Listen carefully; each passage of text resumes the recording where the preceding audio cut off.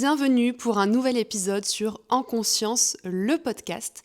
Alors je vous avais promis un épisode par semaine, mais je vous avoue que la semaine dernière ça a été compliqué et challengeant et c'est ma raison de cet épisode aujourd'hui.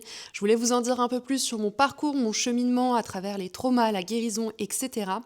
Mais je trouvais qu'il était important de vous faire un topo sur ce qui s'est passé en temps et en heure, on va dire, avec justement le release de l'épisode précédent où je vous parle de mon plus gros trauma, le dernier que j'ai vécu en date et qui a fait l'effet un peu d'une bombe dans ma vie.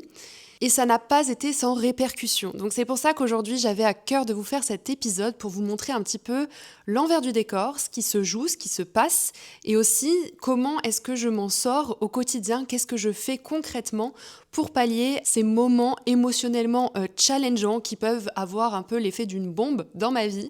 Comment est-ce que je m'en relève, qu'est-ce que je fais concrètement, et je vais tout vous expliquer dans cet épisode. Alors restez bien jusqu'au bout parce que ça va être plein de clés pour vous, pour pouvoir cheminer en conscience et surtout vous réaliser dans votre vie et votre business. Et je pense qu'à la fin de cet épisode, vous comprendrez mieux pourquoi est-ce que parfois vous stagnez, vous n'arrivez pas à avancer, quand bien même vous y mettez toute la bonne volonté. Alors restez bien jusqu'au bout, on y va, je vous explique un petit peu ce qui s'est passé à la suite de l'épisode précédent que j'ai publié. Si tu ne l'as pas encore vu, c'est l'épisode 45. Si tu veux savoir de quoi je parle, je t'invite à aller le regarder avant celui-ci, ou alors tu peux prendre les enseignements et tu comprendras mieux par la suite si tu vas l'écouter. Alors concrètement, ce qui s'est passé, et je m'y attendais un petit peu, honnêtement, je me suis dit, tu vas lancer cet épisode, ça va bouger, ça va faire bouger les choses, ça va faire bouger les lignes, c'est une évidence. Qu'est-ce qu'il s'est passé ? Eh bien, j'ai lancé l'épisode et tout s'est très bien passé. J'ai eu plein de retours, vraiment du fond du cœur. Je vous remercie pour tous vos messages. Il y a même des gens que je ne connais pas qui m'ont contacté, qui m'ont envoyé leur soutien, qui m'ont dit à quel point ça les aidait dans leur cheminement, à quel point ça a résonné pour eux. Donc juste pour ça déjà, merci infiniment. Vos retours sont précieux. Pourquoi ? Parce qu'aujourd'hui, je parle à une caméra et je ne sais pas en fait si je touche des personnes avec mes histoires. Donc c'est vraiment précieux pour moi d'avoir vos retours, de savoir que ça vous aide, que ça vous impacte. Alors merci infiniment de prendre le temps, de me laisser un commentaire, de m'envoyer un DM, ça me touche profondément. Et donc, je m'y attendais, non pas par les retours que j'ai pu avoir, non pas par le fait d'avoir remué cette histoire, parce que honnêtement, elle est guérie. Ce trauma-là, il est guéri, je m'en suis sortie. J'avais aucun problème à vous l'exposer, à vous le raconter, il n'y avait aucune attache émotionnelle. Néanmoins, ça a fait bouger les choses à un autre niveau dont j'avais pas forcément conscience. Alors, c'est un petit peu faux parce que j'en avais conscience, mais je me voilais la face. Et c'est là où ça va être important de comprendre le mécanisme et tout ce qui s'est joué. Ce qu'il se passe, c'est que après le lancement de l'épisode, en fait, j'ai été dans un enchaînement avec le business où j'ai proposé un atelier avec l'une de mes anciennes coachées. Enfin voilà, tout s'est un petit peu enchaîné. J'avais mis pas mal de choses en place dans une dynamique de let's go, on y va, on a plein d'objectifs à atteindre. Je vais relancer la V2 de mon accompagnement. Enfin voilà, j'étais un peu sur tous les fronts dans le développement de mon activité. Et je sentais qu'à un moment donné, j'étais là, oula, là c'est intense, je me sens quand même très fatiguée, qu'est-ce qui se passe ? Mon corps m'alerte et je me dis, ok, bon, je suis allée faire ma séance de sport à la salle, j'ai dit, ok, c'est la dernière de la semaine, là je ne peux plus, je me sens épuisée. D'un coup, c'était comme un coup de massue que j'avais reçu en plein sur la tête et je comprenais pas vraiment ce qui m'arrivait parce que physiquement, tout allait bien avant ça. Enfin, émotionnellement, rien n'avait réellement bougé dans l'aspect physique. Mais malgré tout, il y avait quand même ce ressenti où je me disais « Ouh là là, t'es quand même épuisé, tu vas te reposer. » Ok. Le corps, ensuite, fait bien les choses. Donc forcément, je tombe dans mon cycle qui est en avance d'une semaine. Mais je pense que, il n'y a même pas de hasard en fait. Quand tu lâches un morceau, un poids comme ça pour toi et que tu portes ta voix sur quelque chose qui a chamboulé ton être, en fait, effectivement, il y a une résonance qui se joue. C'est comme lâcher un gros morceau, se débarrasser d'un poids et forcément, le corps, à un moment donné, il a besoin de relâcher la pression. Donc, j'ai eu mon cycle en avance, hyper douloureux. Normalement, j'ai pas de douleur du tout. Enfin, là, j'étais pliée au lit pendant 2 jours, ce qui ne m'arrive absolument jamais. Des cycles hyper abondants. Enfin, vraiment, je me suis dit, ok, là, c'est un signal, tu te reposes. J'ai quand même maintenu l'atelier, j'ai réussi à le faire. Mais je sentais qu'après ça, en fait, mon énergie, elle était en perdition. C'est que je n'avais plus aucune énergie vitale. Je me sentais comme un petit légume ramolli, vraiment, où je me suis dit, mais qu'est-ce qui t'arrive, en fait ? Et dans ma tête, j'étais toujours en mode, ok, mais les objectifs, etc., il faut que je produise, il faut que. Et donc j'étais encore dans ce mode-là de, ouais, t'as compris qu'il faut ralentir, mais néanmoins, ton mental, il est encore là-bas en train de produire et de vouloir avancer. Donc ce que j'ai fait, c'est que j'ai fait un break, je me suis reposée tout le week-end, je suis plus du tout allée à la salle de sport et c'est complètement ok. Sauf que le week-end ne m'a pas suffi. Il m'a fallu une semaine, grosso modo, pour m'en remettre. Et si vous voulez, en fait, j'ai pris vraiment le temps où j'ai rien fait, je me suis concentrée sur moi, je n'ai pas bossé, mais je sentais que j'étais off, en fait. Même au repas de famille, on discutait, mais j'étais pas là, j'étais très très fatiguée, je me sentais complètement ailleurs, en fait, à ce moment-là. Et c'est jusqu'à ce que, je pense que c'est lundi, où j'ai eu cette vague émotionnelle où je me suis dit « Waouh, il y a un truc qui va vraiment pas, j'arrive pas ». Je partageais, je continuais de forcer, d'être présente sur les réseaux, etc., de partager du contenu. Mais je sentais qu'il y avait un truc qui était vraiment off. Et là, je me suis dit « Ok, là c'est bon, t'as trop de signaux, t'as continué de persévérer. À un moment donné, il faut savoir t'arrêter ». Et là, je me suis pris la bombe dans la figure. Alors, je vous explique comment ça s'est passé. C'est que avant donc de faire cet épisode, l'épisode d'il y a 2 semaines, je savais que ça allait avoir un impact. Je savais pas lequel, je savais pas comment, mais c'était une évidence. Et je sentais que les lignes bougeaient. Je m'étais en parallèle fait coacher sur un sujet où justement j'étais là en mode comment incarner la version de moi qui a du succès en fait, qui réussit. J'étais vraiment dans cette recherche, mais je sentais qu'il y avait un truc qui me retenait en arrière et qui m'empêchait de pouvoir être dans cette expansion, dans ce plus, dans cette réussite à laquelle j'aspirais. Alors pas forcément une réussite, la réussite est toujours propre à chacun, mais quand même ce truc de, ok, je veux plus que doubler mon CA, enfin il y a plein de choses que je veux mettre en place, et je sentais qu'en fait il y avait des élastiques qui me tiraient en arrière et que j'arrivais pas à avancer et que c'était vraiment, je ramais. Donc je me fais coacher sur ce sujet-là. Et à ce moment-là, il y a pas mal de choses qui m'arrivent en pleine figure où je me dis, ok, je prends conscience de plein de mécanismes, ok, ce qui se joue, où est-ce que j'en suis concrètement. Et en fait, il y a plein de choses qui bougent dans ma vie en parallèle, parce que forcément, quand tu fais un coaching, il y a aussi l'aspect énergétique et il y a ta réalité qui va venir refléter les choses que tu dois travailler. En gros, quand tu vas voir un petit peu tes ombres, que tu t'acceptes dans tes moments de faiblesse, en fait, c'est la porte ouverte pour pouvoir libérer et laisser rentrer plus de lumière et te calibrer sur une autre fréquence. Et donc, c'est ce qui s'est passé. Sauf qu'à ce moment-là, moi, j'étais un petit peu en résistance. C'est-à-dire que je voyais les schémas, je voyais les choses, mais j'arrivais pas concrètement à connecter les points. Et donc, 2 semaines plus tard, on en arrive à ce fameux coaching-là que j'ai fait mardi et qui m'a fait vraiment l'effet mais d'une bombe dans la figure. Pourquoi ? Parce que tout est en lien avec ce trauma. Moi, je cherchais à avoir des réponses par rapport à mon business, par rapport à mon expansion, mais même dans ma vie, au final. Et je sentais donc, comme je vous disais, ces élastiques qui me tiraient en arrière. Et en fait, là, j'ai compris tout de suite. Je me suis dit, oh, mais Camille, en fait, t'es encore complètement dissociée. Tu n'as pas guéri ta dissociation.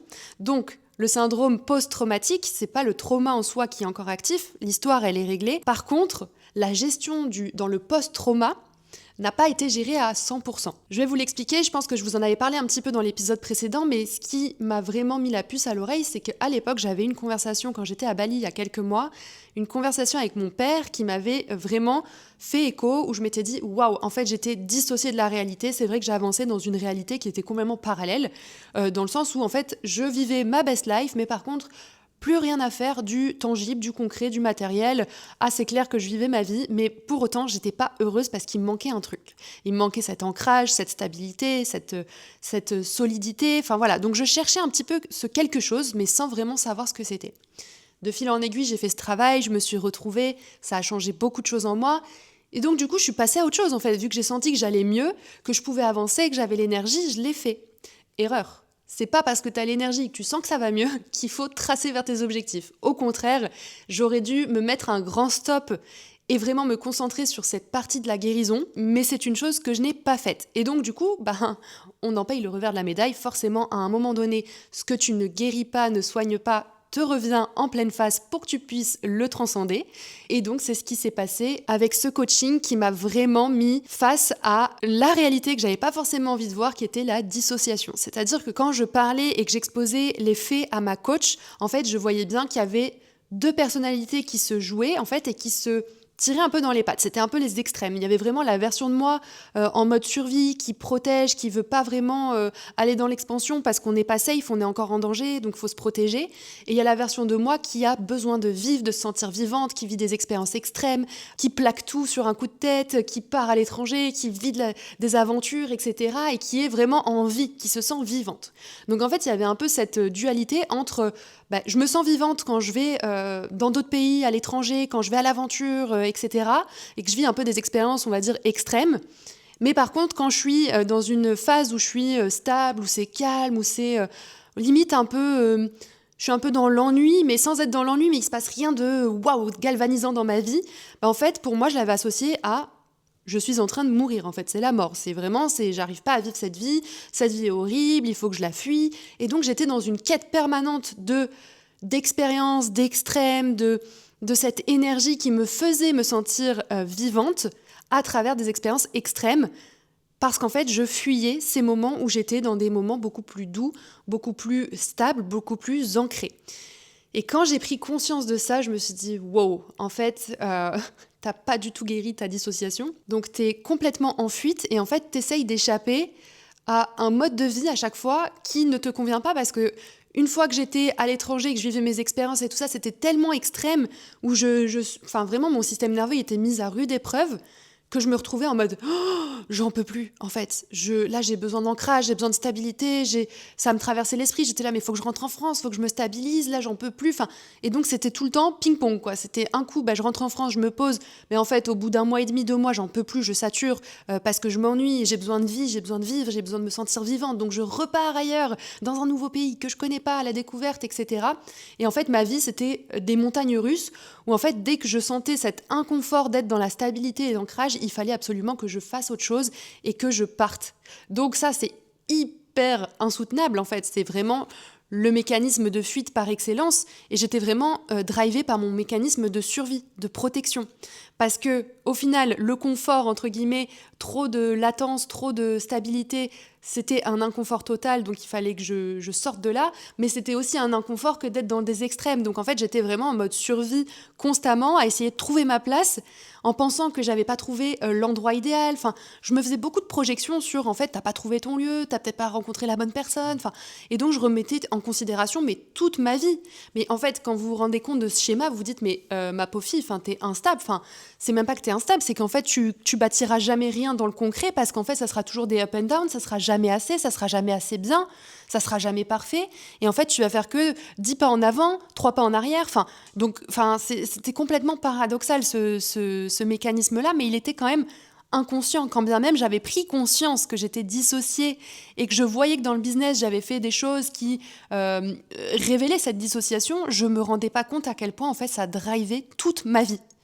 Et là, je vais rentrer dans le détail pour vous expliquer comment j'en ai pris conscience, ce que j'ai fait, comment j'ai travaillé dessus, parce que forcément, en fait, après le coaching, j'ai été dans un état, mais vraiment, je vous jure que je me suis rarement vue comme ça, où je me suis pris vraiment tout dans la figure de ce trauma. En fait, ça m'a renvoyé à, ok, en fait, pendant 2 ans, t'as essayé de t'en sortir. Enfin, j'avais l'impression que je m'en étais pas sortie, que tout se répétait, que j'étais... En fait, je me suis vraiment écroulée dans la sensation, dans l'émotion du trauma que j'avais vécu, que je ne m'étais jamais encore autorisée à vivre pleinement. Et donc ça, c'est important de le savoir parce que, en fait, vous ne pouvez pas changer ce que vous n'acceptez pas, mais pour accepter une situation, il faut accepter de la vivre.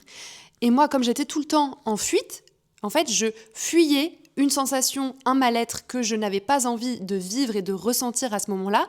Donc en fait, c'est la raison pour laquelle à chaque fois je fuyais ou je revenais parce que j'avais pas envie de m'asseoir concrètement avec cette sensation. Et là, après ce coaching, ça m'a fait vraiment une déflagration où j'ai même pas pu lutter parce qu'en fait, c'était tellement intense et puis j'avais tellement conscience de ce qui se jouait que là, c'était plus possible en fait. Donc c'est à ça que sert le coaching, c'est vraiment de spotter les angles morts pour pouvoir changer les choses. Et donc, moi toute seule, je peux le faire le travail, mais en fait, ça me prend tellement de temps. Et c'est l'erreur que j'ai faite aussi. Alors, je me suis faite accompagner au niveau énergétique, etc. Mais à un moment donné, aussi, tu as besoin d'avoir quelqu'un qui va te montrer tes angles morts pour que tu puisses avancer. Sauf que moi, dans mon mindset de la guerrière, de je suis forte, je peux tout encaisser, en fait, j'avais encore mon armure. Et donc je me protégeais et j'essayais d'avancer, mais j'étais en lutte constante pour essayer de comprendre ce qui se jouait et où était l'origine de mon mal-être, mais sans pouvoir mettre de mots dessus, sans avoir conscience de ce qui se jouait réellement, parce que mon cerveau me protégeait, donc je ne pouvais pas voir le mécanisme qui était en jeu à l'instant T, quand bien même j'en étais consciente dans une moindre mesure. Donc c'est vraiment ce que je veux que vous compreniez, c'est que tout ce que vous cherchez à fuir, alors c'est bien souvent inconscient, mais regardez, analysez vos mécanismes. Parce que moi, j'en avais complètement conscience et on peut se voir faire. S'il n'y a personne pour vous le dire, déjà, vous pouvez vous observer. Qu'est-ce que vous faites de manière où, vite, il faut que je fasse les choses. Je dois atteindre ça, je dois atteindre l'expansion. Je fuis une réalité, je fuis une sensation, je fuis quelque chose. Ok, ça va être de s'asseoir avec cette émotion en fait et de la ressentir. De vraiment vous poser et vous dire, ok, qu'est-ce que je ressens ? Et si c'est de la tristesse, si c'est de la colère, autorisez-vous à la vivre. Pourquoi ? Parce que moi, si je ne l'avais pas vécu mardi en me libérant de tout ce que je portais sur mes épaules, en fait, j'aurais jamais pu avancer comme je l'ai fait là dans les derniers jours, en fait. Tout ce que je vous enseigne là, c'est quelque chose que je vais faire au quotidien et que je fais déjà au quotidien maintenant. Mais c'est-à-dire que je prends du temps maintenant pour me sonder, pour me dire, ok, comment est-ce que tu te sens ? De quoi est-ce que tu as besoin ? Comment est-ce que je peux honorer ma journée aujourd'hui ? Qu'est-ce que je peux faire pour moi, pour me faire du bien, me sentir bien dans cette journée ? Et c'est pas forcément être productive, c'est pas forcément faire des tâches pour son business, c'est autre chose. Mais en fait, c'est apprendre à s'écouter parce qu'en faisant ce dont vous avez vraiment besoin, eh bien, vous allez automatiquement finir par produire quelque chose qui est nécessaire, qui va impacter votre business. Et donc, c'est vraiment tout un mécanisme inverse qu'il faut intégrer. C'est qu'au lieu de chercher ce que vous devez faire pour atteindre un objectif, pour pouvoir ensuite vivre une sensation chouette, cool, waouh, j'ai réussi, machin, bah non, ça va être en fait, qu'est-ce que je peux faire là, maintenant, tout de suite, pour vivre cette sensation qui me ferait du bien, pour pouvoir ensuite donner et offrir aux autres, à mon business, faire les choses différemment dans ma vie, etc. Donc la première étape, c'est vraiment de conscientiser. Et ça passe par le corps, ça passe pas par le mental, parce que moi, c'est ça un peu mon problème, c'est que oui, je suis coach, oui, j'ai plein d'outils, c'est génial pour aider les autres, ça fait de grandes avancées dans leur vie. Par contre, quand on s'auto-coach avec ses angles morts et qu'on essaie perpétuellement de comprendre ce que l'on vit, ce que l'on traverse, sachant que je suis quelqu'un de très très mental, eh ben, je vous assure que c'est très compliqué. Et c'est pour ça que je mets beaucoup de temps avant d'arriver un petit peu au pied du mur pour me dire « Ah ouais, là, t'as un problème, là, il faut que tu l'acceptes, que tu le traverses. » Et c'est ce problème-là, en fait, qu'il faut régler à la racine. Au lieu d'essayer de lutter et de savoir quand s'arrêter, bah, c'est « Ok, prendre les choses en main. Qu'est-ce que je ressens ?» Donc ressentir mes émotions et les laisser me traverser au fur et à mesure. À chaque instant, en fait, il vaut mieux être en colère pendant 2 heures et vivre sa colère 2 heures plutôt que de se la traîner pendant 6 mois et de se retrouver avec tout un amas d'émotions dans 6 mois qui t'explose à la figure et tu comprends même pas pourquoi. Au final, tu dis « Waouh, je portais tout ça, mais ça sort d'où ?» Bah ouais, t'as juste cumulé 6 mois d'émotions que t'as pas évacuées. Donc en fait, première étape, c'est de ressentir. Donc si là tu sens déjà que t'es trigger, tu te dis c'est vrai qu'il y a une tension que je sens en moi, je suis en train de chercher des choses, je suis en train d'essayer de faire mieux, de prouver ma valeur, je sais pas, j'ai un objectif mais j'arrive pas à l'atteindre. Bon, bah arrête de forcer déjà, prends conscience, prends du temps, sonde-toi et ressens les choses et laisse-toi vivre les émotions. Alors je sais, c'est beaucoup plus facile à dire qu'à faire parce que c'est dur d'être dans l'inconfort de l'émotion à vivre, mais je t'assure que cet inconfort est bien plus soutenable et supportable que de se faire endurer des choses pendant des mois et en souffrir une bonne fois pour toutes. En fait, c'était un peu mon cas, je maintenais cette sensation désagréable depuis des semaines où j'essayais mentalement de trouver la solution pour aller mieux, sauf qu'en fait la solution elle était juste dans le fait de s'asseoir avec moi-même, de reconnaître l'émotion et de la ressentir. Et donc une fois qu'on a fait ça, on fait quoi ? Déjà, on repart pas dans des objectifs, des machins, on prend vraiment le temps. On prend le temps de vivre les émotions.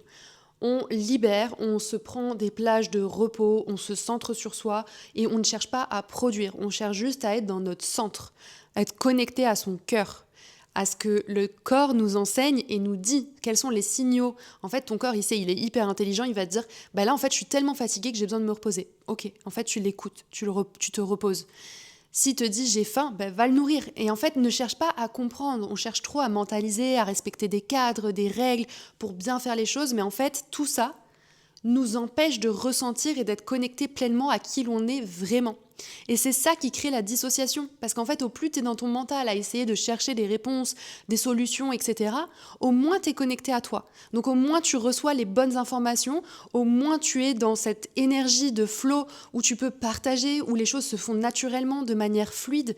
Donc vraiment, le corps, c'est ta boussole.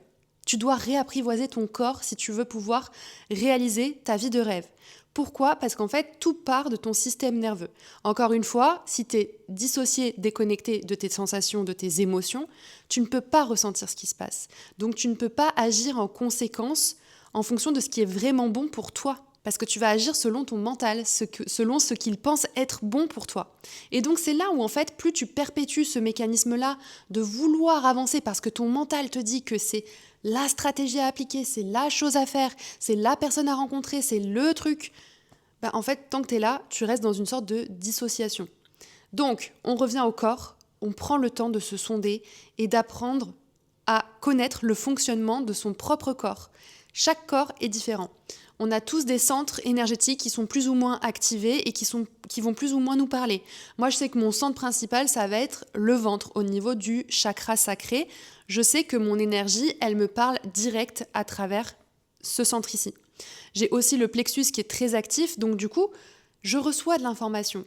Mais à chaque fois que je ne l'écoute pas et que je ne fais pas ce qui est bon pour mon corps ou pour moi, et que je suis dans mon mental, que je choisis de suivre une voie qui, je pense, est la bonne parce que mon cerveau me le dicte, eh bien je me dissocie. Je fuis un petit peu de mon corps et j'enseigne encore une fois à mon corps que ce n'est pas safe de l'écouter. Donc le système nerveux ne peut pas se reposer parce qu'il ne connaît plus la sécurité. Tant que tu ne connaîtras pas la sécurité dans ton corps, ce sera compliqué d'avancer. L'expansion que tu veux, rencontrer l'amour de ta vie, vivre dans un lieu qui t'inspire, voyager, déménager, peu importe tes projets, tu ne pourras pas les accomplir tant que ton système nerveux sera en mode survie. Donc c'est la première chose à travailler et à réguler. Et donc ça passe par le corps, comme je te le disais, par prendre des temps pour soi, pour se sonder, pour respirer, vraiment des respirations ventrales et aussi se répéter constamment qu'on est en sécurité. Je peux vous donner un exemple, moi qui ai eu pas mal de troubles digestifs liés à tous ces traumas, cet émotionnel non géré, etc. Si vous voulez, en fait, j'ai plein de signaux. Quand je mange, je me vois faire. Et avant ça, j'en avais pas conscience. C'est-à-dire que souvent, je mangeais, mais je continuais de manger alors que je n'avais plus faim depuis longtemps. Mais je me remplissais. Donc j'essayais de combler un vide pour atténuer une sensation désagréable que j'avais pas forcément envie de reconnaître, de ressentir. Et donc ça, c'est des mécanismes qu'on retrouve un petit peu partout. On le voit dans notre quotidien, notre rapport à l'alimentation, notre rapport au sport, nos rapports avec d'autres êtres humains. Enfin, il y a plein de choses qui peuvent vous mettre en garde sur ce qui se passe et ce qui se joue et pourquoi ces mécanismes sont actifs.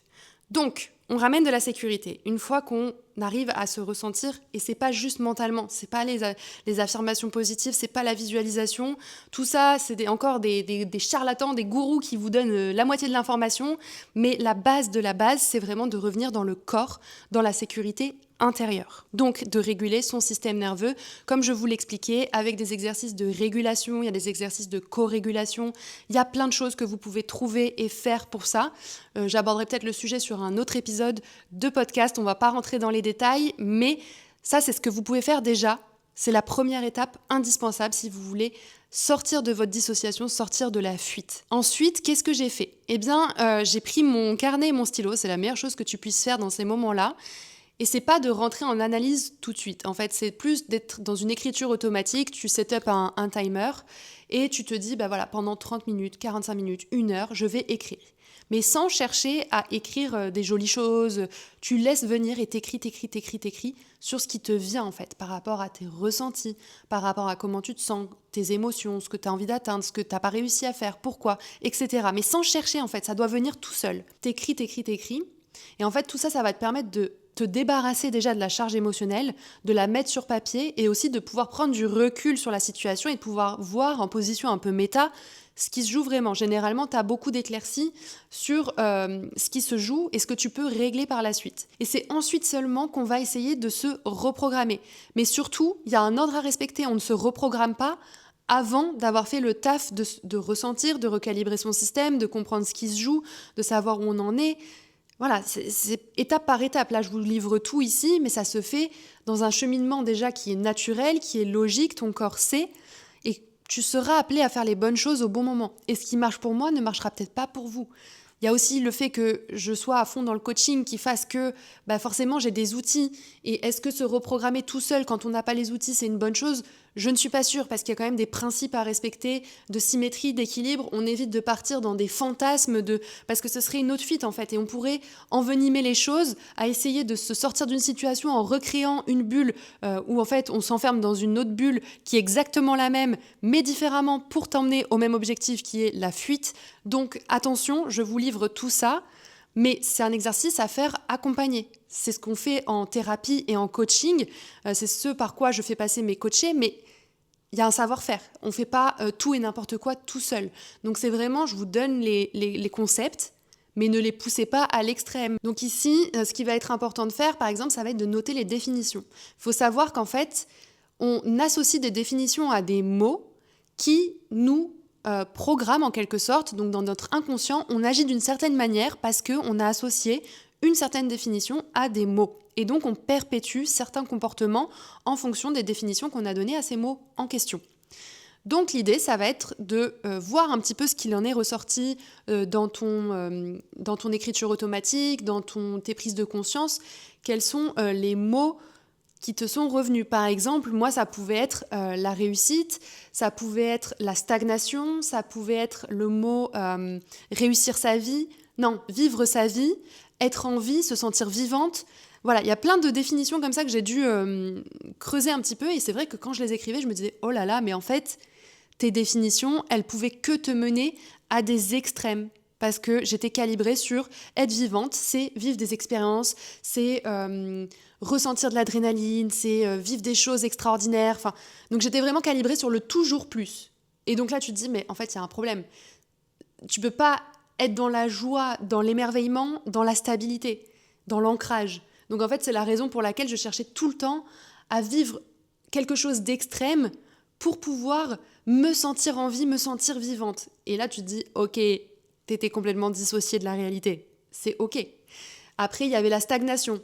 La stagnation, pour moi, je vous le dis, c'était vraiment mourir. Encore une fois, me sentir stagné, c'était me sentir mourir, m'éteindre. Donc c'est grave, il n'y a rien de grave en soi, mais c'est quand même grave. Quand tu réalises que tes définitions, c'est ça, tu te dis, oh, waouh, attends, mais en fait, je ne pouvais pas fonctionner normalement, c'est une évidence. Si je stagne, je meurs, ou alors vivre, c'est vivre des expériences extrêmes, forcément qu'en fait, inconsciemment, tu vas chercher à vivre des expériences extrêmes pour te sentir en vie. Ça fait sens, donc là, quand j'ai vu ça, je me suis dit, ah ouais, d'accord, en fait, je comprends très très bien le mécanisme qui s'est passé.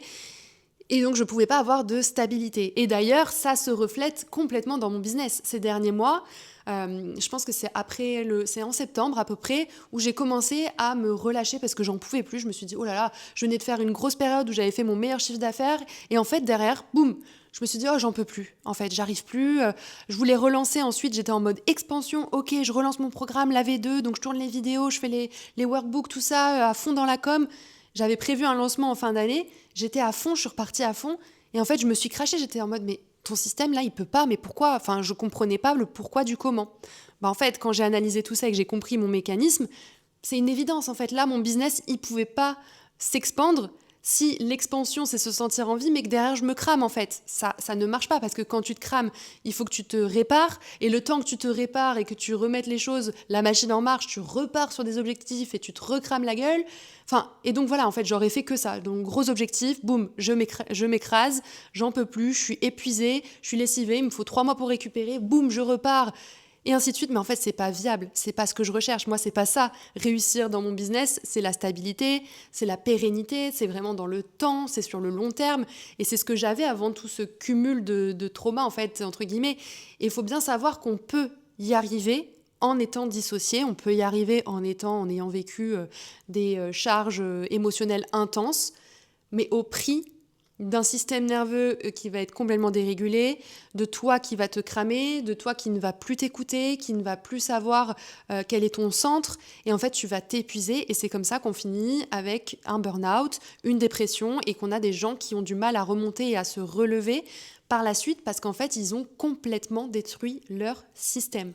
Donc heureusement pour moi, j'ai quand même cette conscience et que j'arrive quand même à comprendre ce qui se joue et que j'ai aussi su demander de l'aide en temps et en heure et qu'aussi la vie est bien faite et qu'elle t'amène souvent les bonnes personnes pour refléter ou te montrer là où tu dois évoluer, changer et changer de regard surtout et réapprivoiser un petit peu tes définitions. Et donc, ça a été la meilleure chose qui puisse m'arriver, en fait, de lancer ce podcast parce que ça a déclenché toute une suite d'événements qui m'ont fait prendre conscience de mécanismes, qui m'ont amené à me faire coacher sur un point qui a été la déflagration, qui m'ont mis 6 pieds sous terre émotionnellement. J'étais vraiment... J'en menais pas large. Hein. On m'a pas vu sur les réseaux pendant 2 jours, mais parce que j'étais, pas un coup de massue, vraiment, mais lessivée.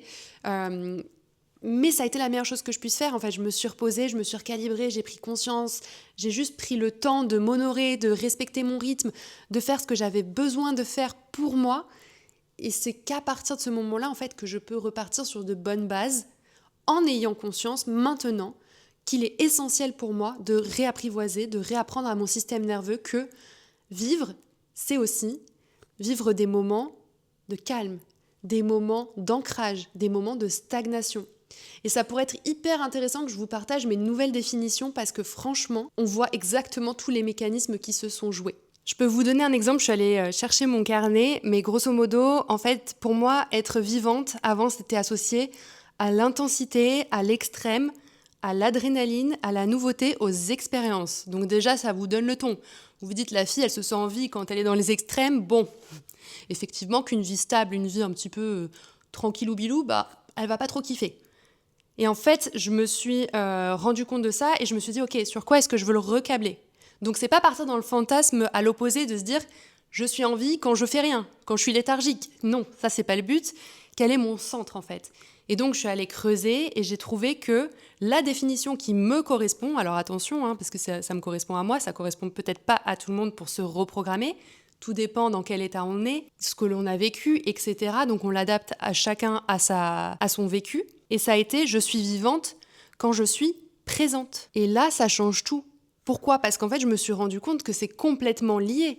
C'est que comme j'étais constamment dans la fuite, dans une recherche d'extrêmes, d'autres expériences, etc., eh bien, je n'étais jamais présente. C'est-à-dire que quoi que je fasse dans l'instant T, j'étais toujours dans la version de moi du futur qui allait réaliser autre chose, qui allait vivre d'autres expériences, etc., qui prévoyait. Et donc, en fait, c'est une dissociation parce qu'en fait, t'es jamais vraiment dans le moment présent et on en revient à la gratitude. Et pour vivre de la gratitude dans le moment présent, il faut être hyper présent.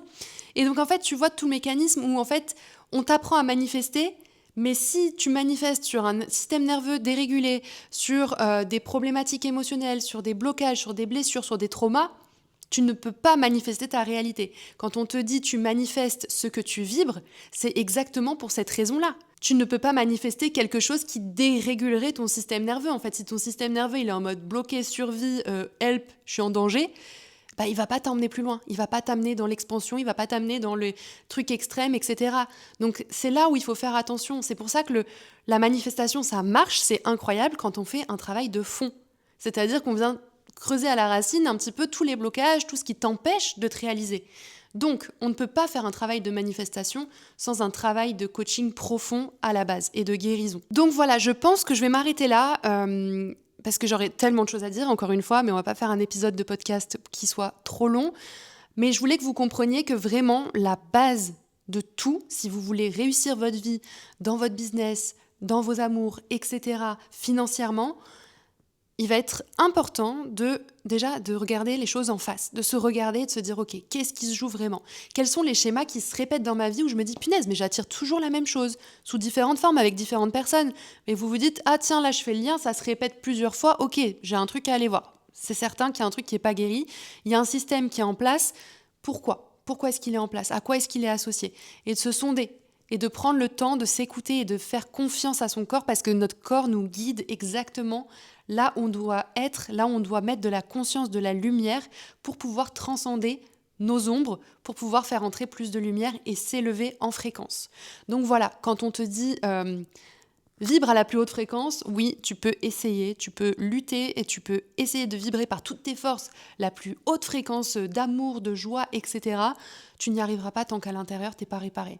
Donc ça, c'est vraiment le signal, la petite cloche, là, le petit signal d'alarme que je veux tirer. Parce qu'en fait, tout le monde est capable de vivre une vie merveilleuse, qui a de l'impact, qui nous correspond. Enfin, on peut tous, en fait, c'est tous à notre portée. Néanmoins, ça demande un travail. Ça demande un travail de conscientisation, de réparation, de définition. Enfin voilà, ça demande un coaching profond, ça demande de se réguler, voilà, sur plusieurs plans. Mais ce n'est pas impossible. Mais il faut comprendre ça. Et c'est vraiment ce que je voulais mettre en lumière aujourd'hui, c'est que ne vous laissez pas avoir par l'objet brillant, par waouh, la vie de rêve, par toutes ces choses, s'il n'y a pas un travail profond qui est fait en amont, parce que vous n'atteindrez pas vos objectifs. Donc prenez soin de vous. Ayez conscience de ce qui se joue, mettez en lumière les schémas et si vous n'y arrivez pas, faites-vous accompagner. On va beaucoup plus vite quand on se fait accompagner, on évite de reproduire des schémas. Moi, j'aurais pu éliminer tout ça il y a déjà 8 mois si la première fois que j'avais pris conscience de cette chose-là, je l'avais déprogrammée, que je l'avais vraiment intégrée et que je ne m'étais pas voilé la face en me disant c'est bon, j'ai réussi, je suis repartie.